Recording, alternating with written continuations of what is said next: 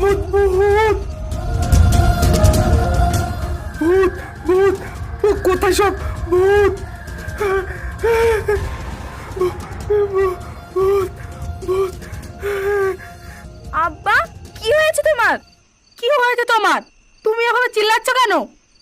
আমাদের ছেলে যে মেয়েটাকে বিয়ে করেছে সেটা কোনো সাধারণ মেয়ে না, সে হচ্ছে একটা ভূত। আমি এক করে দেখে আসলাম। কি বলছো তুমি এসব? আমি একটু আগে বাইরে প্রস্রাব পিটতে গিয়েছিলাম, গিয়ে দেখি শরীফুলের বউ। আমি বললাম, নতুন বউ এত রাতে বাড়ির বাইরে বার হয় না, ঘরে যাও। আর আমার দিক পেনে এমনভাবে মাথা ঘুরিয়ে দাঁড়ালো, আমি তো দেখে পুরো শেষ। আমি ভয়ে চিল্লাতে চিল্লাতে পালিয়ে এসেছি। ওটা কোনো সাধারণ মেয়ে না, ও একটা ভূত। আব্বা, তুমি কি এসব উল্টোপাল্টা বলছো? আমার বউ মোটেও এরকম না, ও তো ঘরে ঘুমাচ্ছে। ঘুমিয়ে আছে, আমি নিজের চোখে দেখে এসেছি। ভাই তুমি একবার ভাবিকে ডাকো তো। নীলা, নীলা, একটু বাইরে এসো তো।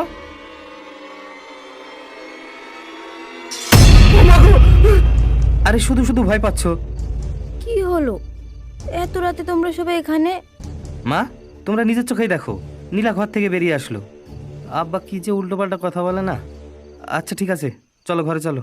আর তোমরাও ঘরে যাও, শুধু শুধু ভয় পাচ্ছে। আব্বা তুমি চোখে ভুল দেখেছো, ভাবি তো ঘর থেকে বার হয়ে এলো। বিশ্বাস কর মা, আমি আমার নিজের চোখে দেখেছি। এই চলো তো, সবে চলো। আমার কথা তোমরা কেন বিশ্বাস করছো না? ও সত্যি ভূত। যাও তো, ঘরে যাও, রাত অনেক হয়েছে। মা তুমিও ঘরে যাও।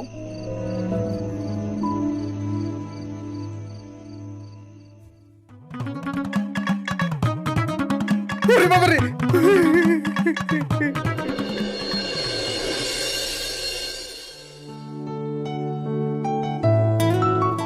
কি করছো ভাবি? তেমন কিছু না, এই ঘরটা একটু গোছাচ্ছিলাম।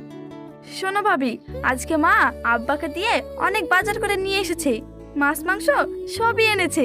আজকে কিন্তু তোমাকে দিয়ে রান্না করাবে। আজকে আমরা সবাই মিলে তোমার হাতে রান্না খাবো। তাই বুঝি? আমার হাতের রান্না খাওয়ার তোমার এত শখ? হ্যাঁ, আমার মনে হয় তোমার হাতে রান্না অনেক সুন্দর হবে। আচ্ছা ঠিক আছে। আরে ভাবি আর ননদ মিলে কি এত গল্প করছো? আসলে ভাইয়া মা রান্না করছে তো, তাই ভাবিকে ডাকছে। ও, যাও তাহলে। আচ্ছা ঠিক আছে, যাচ্ছি।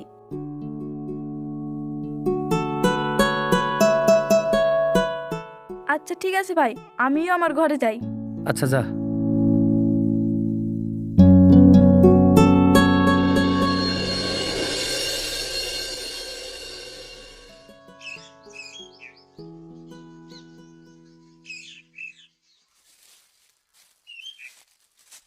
বৌমা, সব জোগাড় করে দিয়েছি, সব কিছু এখানে আছে।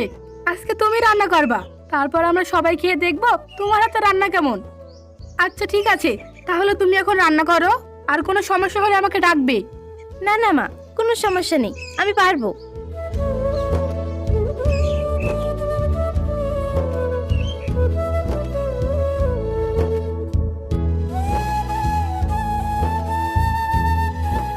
আমি রান্না করব আর জ্বালানির প্রয়োজন হবে? রান্না করার জন্য আমার পায়ে যথেষ্ট।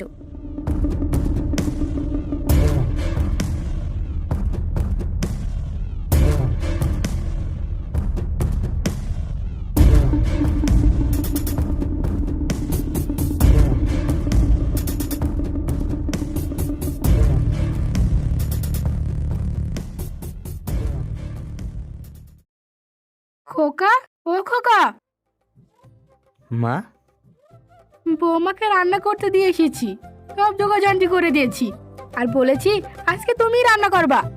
মা, ও কি রান্না বান্না করতে পারবে? কি বলছিস? নতুন বউ রান্না করা শিখবে না? আমার তো মনে হয় না ও রান্না বান্না করতে পারবে। যেমনই হোক না কেন, আজকে আমি ওর হাতে রান্না খাবো। আমার মনে হয় কি ও আঁকাটাই জ্বালতে পারবে না। তুই এসব কি বলছিস? তোর কথা শুনে তো আমার খুব চিন্তা হচ্ছে। তাহলে কি আমি একবার দেখে আসবো?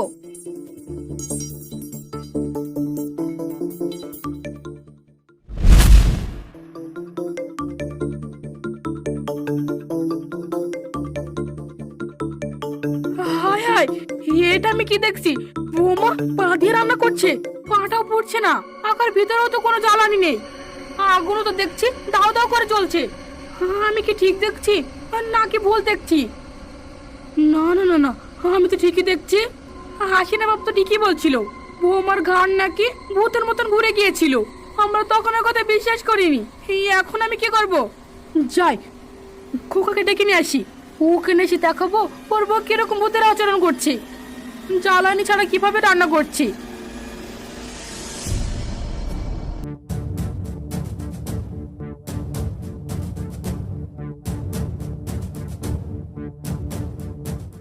খোকা, খোকা রে, কি হয়েছে মা? কি হয়েছে তোমার? আমি কি দেখলাম? আমি তোমার নিজের চোখকে বিশ্বাস করতে পারছি না। আরে কি দেখেছো সেটা তো বলবা আমাকে। কি হয়েছে সেটা তুই তোর নিজের চোখে দেখবি। তুই চল আমার সাথে, আমি যেটা দেখেছি সেটা তোকে তোর নিজের চোখে দেখাবো। আরে মা, কি হয়েছে আমাকে সব পরিষ্কার করে বলো তো। আমি তোকে এই মুহূর্তে কিছুই বলতে পারবো না, তুই চল আমার সাথে। তুই তো নিজের চোখে দেখবি, তুই তো নিজের চোখে না দেখলে তুই আমার কথা বিশ্বাস করবি না। তুই চল আমার সাথে। কি যে করছো না, কিছুই বুঝতে পারছি না।